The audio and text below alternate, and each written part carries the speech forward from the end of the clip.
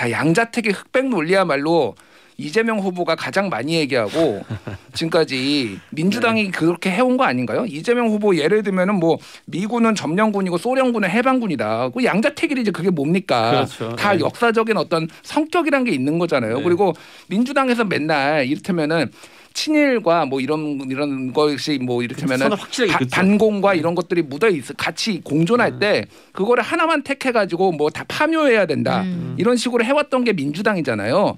근데 그 동안의 민주당의 어떤 정체성이나 이런 뭐 그런 논리조차 저는 긍정할 수는 있는데 그럼 지금까지 해온 건 다 뭐냐? 그럼 반성부터 해야지. 내로남불의 극치다 정말. 야 네. 골수 우파. 야. 감사합니다. 양준일. 이쯤 되면은 거의 껍빗단니. 명자 아끼고 소냐 양쪽 뺨을 다 때릴 수 있겠네요. 이제 시사특공대. 여기까지는 국민의힘의 대응 방식이 좀 나왔다고 봤는데 오늘 인사참사까지는 아닙니다만 지역 선대 본부장들에 대해서 이러니 저러니 전봉민, 윤상현, 박덕흠, 최승재 이분들 그 지역 선대위원장으로 슬그머니 복당시키거나 아니면 임명했다가 취소 보류하는 이런 상황을 보면서 웰빙병이 도졌구나. 그게 무슨 뜻이죠? 국민의힘은 그 자유한국당 시절부터 생각하면 뭐 좀 된다 싶으면 기강이 확 흐트러져요.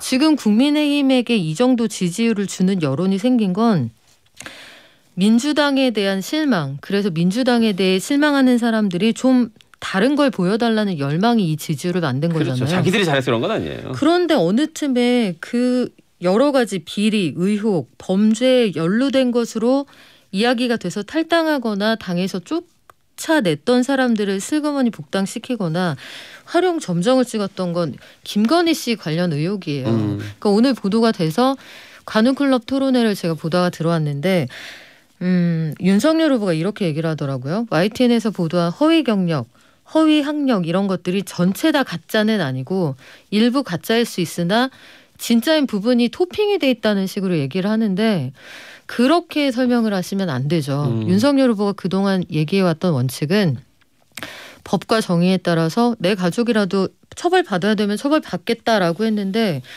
상을 내가 받았으면 내가 받은 건데 안 받았으면 안 받은 거지 우리 회사가 받는데 내가 기여했기 때문에 그걸 내 상인 것처럼 써서 내는 건 가짜예요. 네. 그러니까 그런 것들을 이렇게 해버리면 국민의힘과 민주당은 그냥 쌍방인 채로 이대로 가는 거지 누가 못하나 대결 저는 그걸로 봤어요. 자 김준일 대표님 어떻게 보셨습니까?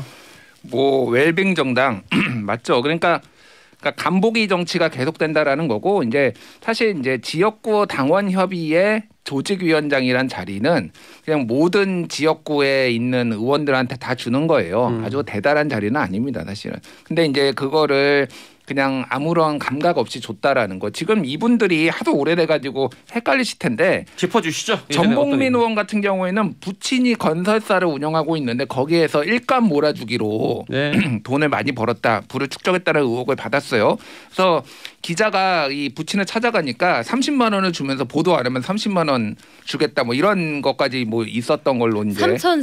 3장을 맞춰준다고 했어요. 3장인가요? 3장 3천. 3천인가요? 네. 저는 왜 30만 원을 꿈을 좀 크게 가지셨죠. 죄송합니다. 예전에 그 보이스비 앰비셔스 뭐 이런 네. 표현도 있는데. 네. 아니 그러니까 기자를 어떻게 보고 30에 매수하려고 그래? 약간 분노했는데 3천이었군요. 고분노는 고지점의 분노는 조금 걷어들이셔도 괜찮아요. 3천이었고 예. 그게 또 영상으로 찍혀가지고 국민들이 보면서 또 개탄했죠. 예, 윤상현 의원 같은 경우에는 지난 총선에 한바브로커라는 뭐 이름은 얘기 안 하겠습니다. 그 사람한테 도움을 받고 각종 편의를 제공한 혐의로 지금 그렇죠. 예, 수사를 받고 있고요.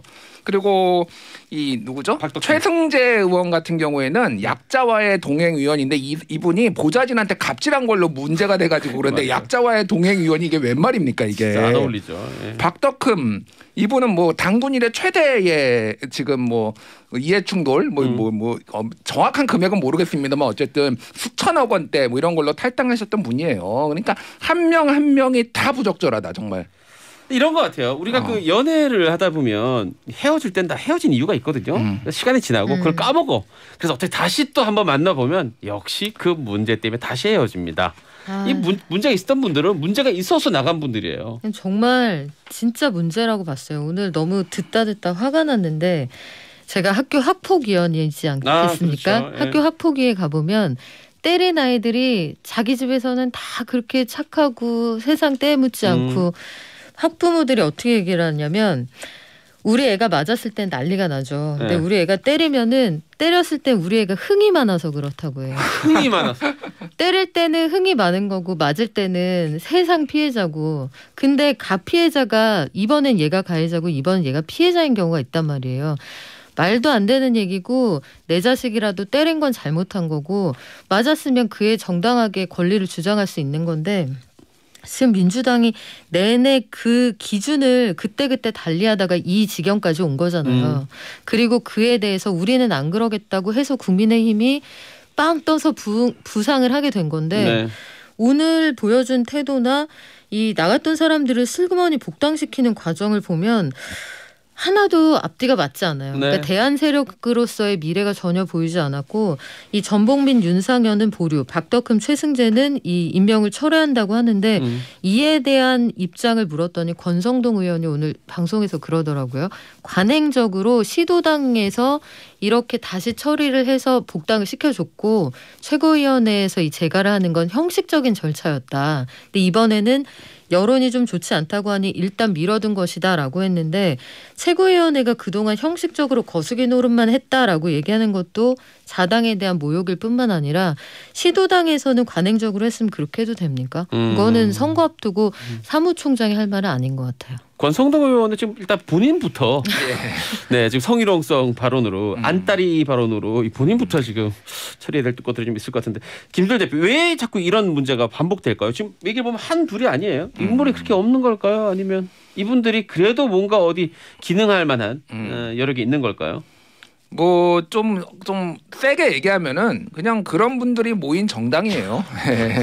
그러니까 뭐 이게 하루 이틀도 아니고 한두 번도 아니고 지속적으로 반복됐다가 조용히 또 복당하고 이게 계속 이런 건데 그러니까 국민들이 저는 그나마 좀 나은 게 이제 이런 거를 좀 이렇게 강하게 질책을 해서 좀 이런 분들을 배제할 수 있는 최소한의 뭐 대선을 누구를 찍으시는 그건 각자 판단이지만은 최소한 그 정도의 어떤 분별력과 좀 강한 뭐 어떤 그런 정치를 정화하겠다라는 의지를 좀 보여주셨으면 좋겠습니다. 네. 김도열 대표 제가 왜 웃었냐 하면 왜 그 홍준표 의원이 골수 좌파라고 했는지 내가 알겠다 싶어서 그런 사람들이 모여있는 정당이에요.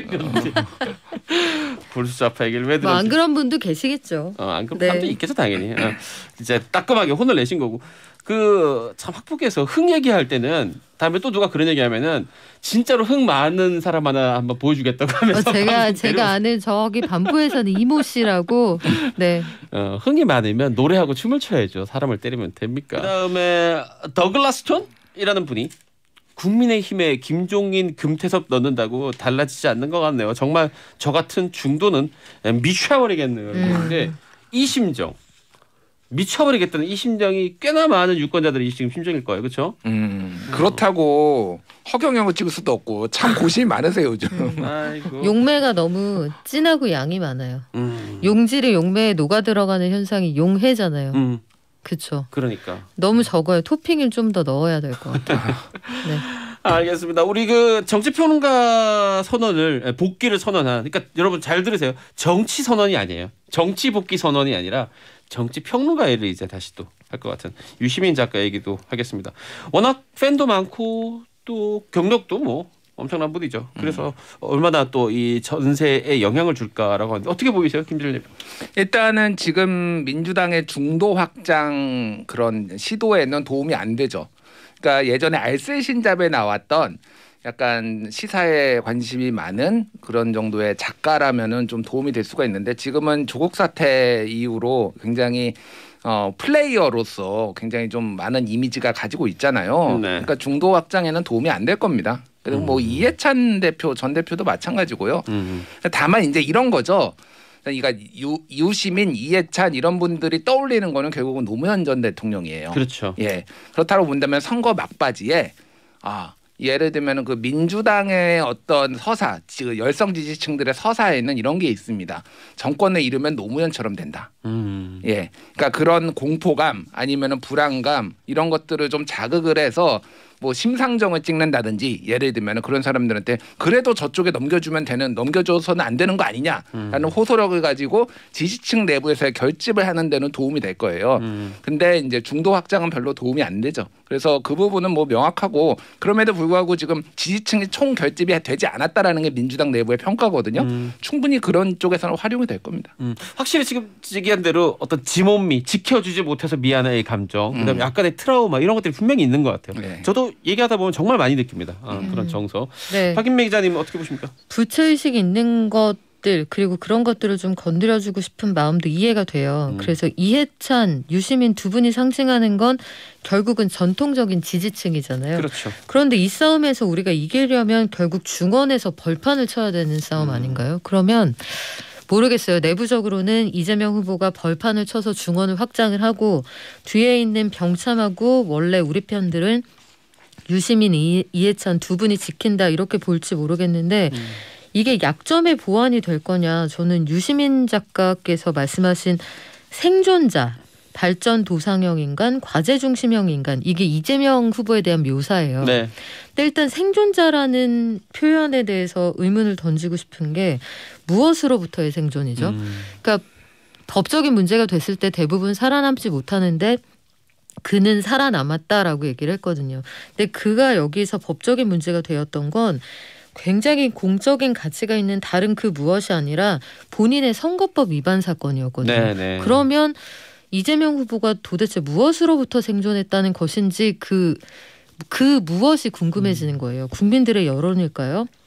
법치일까요? 이거 잘 모르겠고 과제 중심형 인간이라는 표현, 발전 도상형 인간이라는 표현이 자칫 잘못 해석하면 이게 목적지향적으로 들리거든요. 네. 이게 이준석 대표가 지적하는 바로 그 지점이잖아요. 그래서 이게 어려운 말 이런 것들 참신한 표현으로 그동안 유시민 작가에게 이 영감을 받았던 사람들이 많은데 저는 이번만큼은 좀 동의하기가 어렵습니다. 그리고 김종인과 이해찬의 등판으로 사람들이 기대하는 바 혹은 왜 올드보이들이 자꾸 돌아오길 바라느냐라고 저희한테 작가님이 질문을 주셨는데 저는 김종인과 이해찬은 둘 다 그 노장이시지만 쓰임이 다르다고 봐요. 이해찬이 전통적인 지지층을 결속하는데 그러니까 집에 있는 살림살이를 지키는데 그 특화된 분이라고 한다면 김종인 위원장은 정치색이 사실 뚜렷하지 않죠. 네. 그리고 기존에 기득권하고 항상 맞붙어서 뭔가 중원을 확장하는 이런 이미지를 갖고 있기 때문에 두 사람이 가지고 있는 이미지, 약점의 보완이라는 측면에서 쓰임이 굉장히 다른 사람들이라고 봅니다. 근데 지금 이 사람들은 이제 다 돕겠다고 나선 사람들인데 지금 7285님 같은 경우에도 후보들 정작 두 분에 대해서 만족 못하는 이게 제일 큰 것 같아요. 한번 읽어보실까요, 김준일 대표님? 예. 누가 더 후진가 대회 같아서 투표하러 꼭 가야 하나 하는 생각이 너무 듭니다. 오늘 아침 김건희 씨 인터뷰도 기가 막히고. 그래요. 자, 이어서 그러면 이재명 후보 관련된 이야기도 좀 나눠봐야죠. 두 번째 주제도 노래로 만나보겠습니다. 자, 발언 다들 기억할 텐데 며칠 전에 나온 발언이기 때문에 윤석열 후보가 그 전두환 씨 두고 정치는 잘했다라고 발언한 이후에 비난을 받았는데 며칠 전에 이재명 후보가 이 대구 경북 지역 방문했을 때 전두환 씨가 경제 분야에서는 성과를 냈다라고 이제 얘기를 했고 이걸 두고 이제 내로남불이다라고 하면서 야권에서 크게 비난 중이죠. 김준일 대표님. 예. 근데 뭐 그 두 발언의 차이가 뭐가 있느냐라고 일단 지적하시는 분들이 굉장히 많은 것 같아요. 그리고 저는 모르겠습니다. 그러니까 뭐 이런 거라고 얘기를 해요. 민주당에서 이제 뭐 소위 말해서 쉴드를 치는 그 논리는 이런 겁니다. 경제에 한정해서 얘기를 하지 않았냐. 삼저호황. 그러니까 이재명 후보가 이런 문제가 있는 그 전두환은 문제가 있지만은 경제 3조 호황을 이용해서 경제를 발전시키는 데 도움을 줬다. 근데 윤석열 후보는 5.18과 12.12 사태를 빼놓고는 정치는 잘했다는 평가가 호남에서 있더라라고 하면 정치는 예를 들면은 뭐 삼천교육 때도 잘한 거냐 뭐 이런 해석들이 이제 붙을 수가 있는 거죠. 근데 이거는 듣는 사람들이 그냥 이렇게 잘 포장을 해서 그런 거고 근본적으로 무슨 차이가 있는지 저는 솔직히 잘 모르겠습니다. 그리고 그냥 이 발언 이재명 후보가 한 이 발언을 그대로 윤석열 후보가 먼저 했다라고 하면은 민주당에서는 가만히 있었겠느냐. 라는 거를 이제 생각을 해봐야 되는 거죠. 그러니까 이거는 저는 내로남불이다라고 생각을 할 수밖에 없고 그때 이재명 후보가 10월 22일에 5.18 민주묘지 그러니까 광주 민주묘지 참배한 다음에 이렇게 얘기를 했어요. 전두환 씨는 내란 범죄의 수괴이고 집단 학살범이고 윤 전 총장은 민주주의 인권과 평화를 위해 어떤 역할도 하지 않은 것 같다. 이런 식으로 강하게 비난을 했거든요. 도대체 무슨 차이가 있는지. 예. 그러게 말이에요. 박유미 기자 어떻게 봤습니까? 저도 맥락의 차이를 전혀 모르겠어요. 여기에서 각자 본인들 좋은 대로 해석을 하는데 일단 이재명 후보의 발언과 관련해서 과거의 발언하고 사뭇 달라서 일단 의아하고 윤석열은 잘못인데 이재명은 왜 통합정신이라고 하는지도 잘 모르겠어요. 그러니까 두 사람이 했던 말의 맥락이 다른 것 같지 않거든요. 윤석열 후보가 10월 19일에 군사 쿠데타와 5.18 빼면 정치 잘했다는 분이 많다라고 했습니다. 그때 당시에도 그러면 학살 빼고 나머지는 잘했다는 거냐 하고 이재명 후보가 비판을 했거든요. 말씀하신 것처럼 10월 22일에 이 이야기를 들은 지 3일째 되던 날 네. 이재명 후보가 이 비석을 밟으면서 윤석열 후보는 여기 비석 못 밟는다. 이 전두환 비석 못 밟는다라고 얘기를 했어요. 비판을 한 거죠. 말하면서.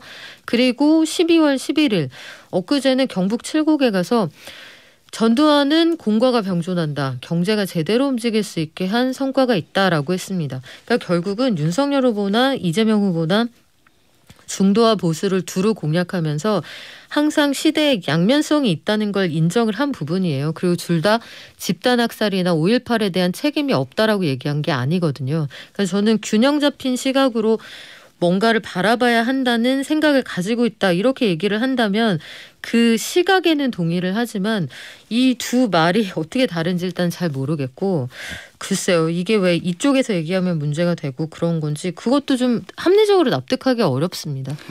저도 AP가 아니라 작가로서 이렇게 그 말을 단어 하나하나 이렇게 분석을 해보면 결국 윤석열 후보는 전두환이라는 뭐 당시 대통령 자리에 있었던 전두환 씨의 용인술이 나쁘지 않았다. 용인술은 괜찮았다라고 평가. 용인술 사람 쓰는 그게 이제 한정해서 얘기한 거고 이재명 후보는 경제 한정해서 뭐 3절 아까 민주당의 설명에도 그 부분이 강조돼 있죠.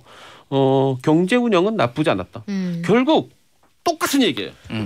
저는 뭐가 다른지 하나도 모르겠어요. 그리고 같은 맥락에서 국민의힘 이준석 대표가 오늘 김건희 씨 관련 논란에 내놓은 해명은 완전히 빵점이에요.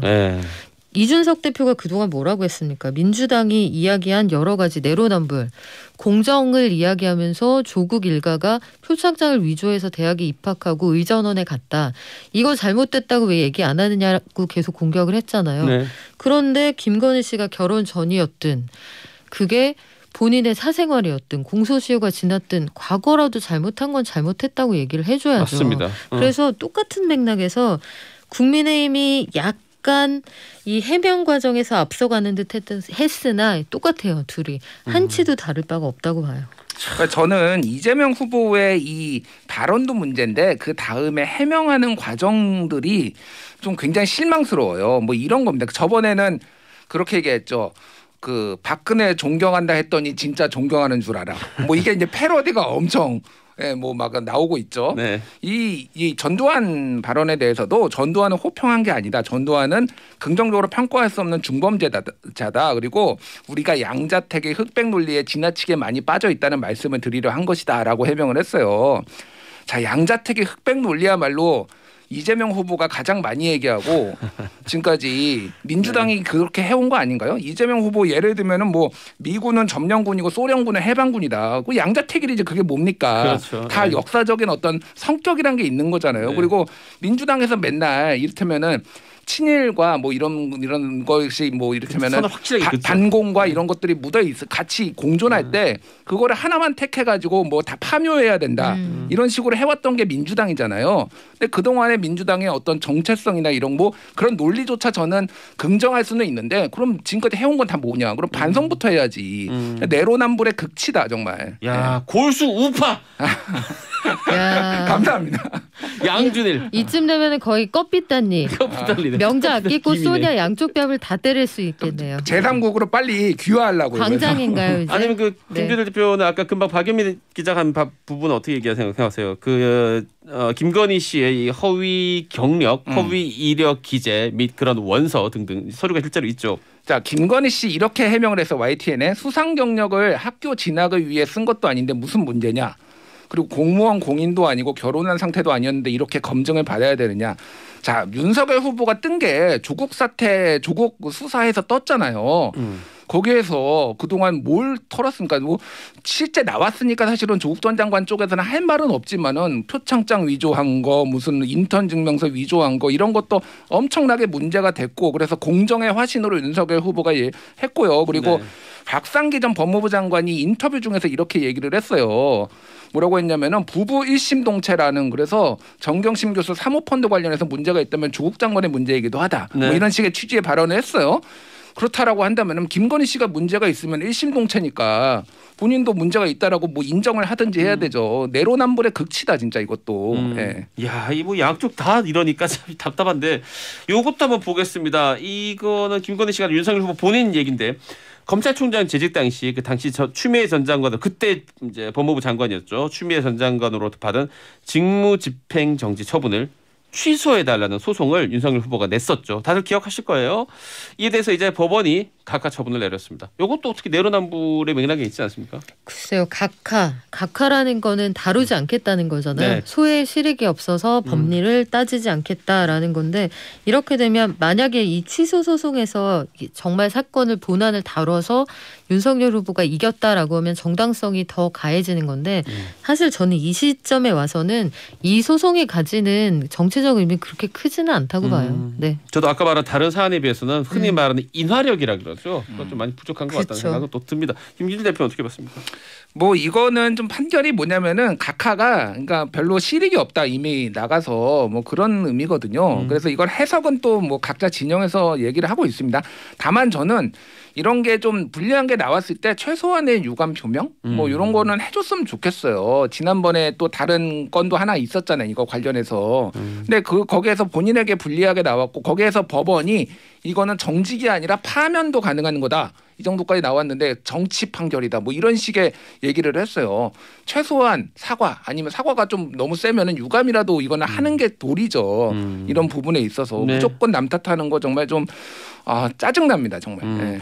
저는 윤석열 후보에 대해서 아까 김건희 씨도 그렇고 이번에 이 문제도 그렇고 그런 생각이 들어요. 그 장모 관련해서도 계속 혐의가 여러 개가 있지 않습니까? 왜 확실하게 수사해서 문제가 있으면 죄값을 칠 것이다. 이 말을 못하는지 되게 의문스러워요. 그리고 법적인 책임을 뭐 논문 표절에 대해서 오늘 관훈클럽 토론회에서 그런 얘기가 나왔거든요. 논문 표절 의혹도 있다. 네. 그에 대해서는 어떻게 할 거냐. 법에 따라 처리를 하겠다. 그리고 이 사문서 위조건에 대해서도 공교롭게도 조국 장관 일가와 똑같은 혐의를 받게 되는 거잖아요. 네. 사문서 위조 혐의. 그런데 김건희 씨는 공소시효가 지났습니다. 네. 이게 7년짜리니까 어떤 것도 이제 법적인 처벌 대상은 안 되는 건데 그래서 혹여 법대로 하자 이런 얘기를 하는 거라면 그거는 국민들이 용서하지 않아요. 그런데 양쪽 후보 다 그리고 그 주변에 있는 사람 다 정말 다 자중해야 한다는 생각이 드는 게 지난 시간까지도 우리가 인사참사 얘기할 때 제가 표현이나 어떤 그 분노의 게이지를 되게 낮춰서 가능하면 구업을 짓지 않으려고 침착하게 말씀을 드리려고 노력을 했는데 오늘에서 딱 양쪽에 이 뚜껑을 확 열어보니까 정말 난장판인 거예요. 네. 이 와중에 그 언저리에 계신 분들이 포스팅을 막 하시잖아요. 조국 장관도 이 관련해서 포스팅을 하셨더라고요. 김건희 씨 관련해서 본인이 그 수사를 받은 당사자이긴 하지만 어쨌든 사법 처리가 끝난 문제잖아요. 그러니까 다른 사람들이 이 사안에 대해서 이런저런 이야기를 할 수 있지만 본인은 좀 조용히 계시는 게 이 사안을 합리적으로 보내는 일이라는 생각이 들고 마찬가지로 국민의힘에서도 이 건에 대해서 이재명 후보를 막 비판을 하고 뭐 민주당 발언 관련해서 똑같아요. 그래서 양쪽 다 좀 자중하고 반성을 할 때이지 이거는 남을 공격할 때는 아닌 것 같습니다. 자, 주변 사람들 얘기를 오늘 위주로 또 많이 했는데 오늘은 그러면 후보 본인의 자질에 대한 이야기를 마지막으로 한번 양쪽 우리 게스트 얘기를 들어보겠습니다. 그 민주당에서도 이 얘기를 계속 지적을 하고 있는데 윤석열 후보 본인은 당신은 캠프 말고 주변에 있는 분들 말고 당신은 정말 할 수 있는 게 뭐냐. 마이크는 자꾸 이준석 후보한테 넘기고 선거 전력은 김종인 위원장이 다 짜는 것 같고 그럼 당신은 뭐냐. 라고 이 얘기를 계속 얘기하고 있는데 이건 어떻게 보세요? 일단 그 청년 간담회에서 마이크 넘긴 것 같은 경우에는 일부 좀 악의적인 편집이 있었다. 그거를 좀 줄여가지고 편집한 게 있는데 이를테면은 답변을 8개 질문에 대해서 윤석열 후보가 다 했어요. 그리고 이준석 대표한테는 마이크를 넘겨서 이준석 대표가 4번을 답변을 했습니다. 네. 그러니까 이게 그분들 넘기는 것만 계속 이게 편집을 해놓으니까 그런 거고 오마이뉴스에서 진보 매체죠. 오마이뉴스에서 팩트 체크해서 이건 거짓이다라고 했습니다. 좀 억울한 부분이 있는데 왜 이런 게 나오느냐? 그러니까 그 이분은 윤석열 후보는 뭔가 답변을 못할 것이다. 다른 사람이 다 대리전을 치르고 있다. 이런 이미지가 이제 매우 강한 거죠.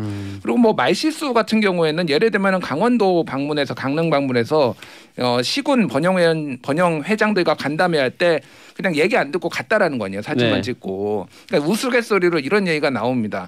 그 자리가 술자리였으면 바로 갔겠냐.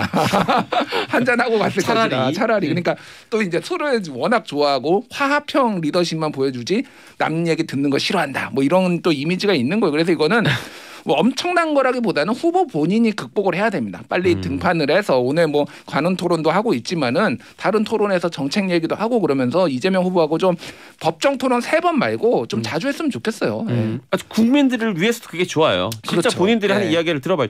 박연미 기자님 지금 지적하신 것처럼 이런 이미지가 있는 게 사실이에요. 그렇죠. 말을 잘 못한다든가. 왜냐하면 되게 중요하죠. 정치인으로서 나중에 또 국가 원수가 된다면 그렇죠. 말을 잘하는 것도 굉장히 중요하니까. 네. 이게 진짜 그런 건지. 지도자의 이게 이미지라면. 발언이라는 게 가지는 무게가 어느 정도냐면 그냥 단적으로 간밤에 영국에서 보리스 존슨 총리가 오미크론 is coming 이렇게 얘기를 했어요. 그래서 전 세계 증시와 금융시장이 휘청였습니다. 네. 리더의 말 한마디는 그런 거예요. 오미크론이 온다는 말 한마디로 한국의 주가에까지 영향을 미칠 수 있는 게 리더의 말 한마디입니다. 금방 들으신 말 오미크론 is coming 요거는 그 오미크론 is coming 요 미국식 영어를 영국식 발언 액센트를 살려서 감쪽 같지 않습니까? 이야 나 보리스 존슨인 줄 알았네. 머리만 헝클어뜨리면 되겠네. 염색도 살짝 밝게 들어가야 될 것 같습니다. 자 광고 듣고 돌아와서 두 분하고 같이 인사 듣고 노래 한 곡.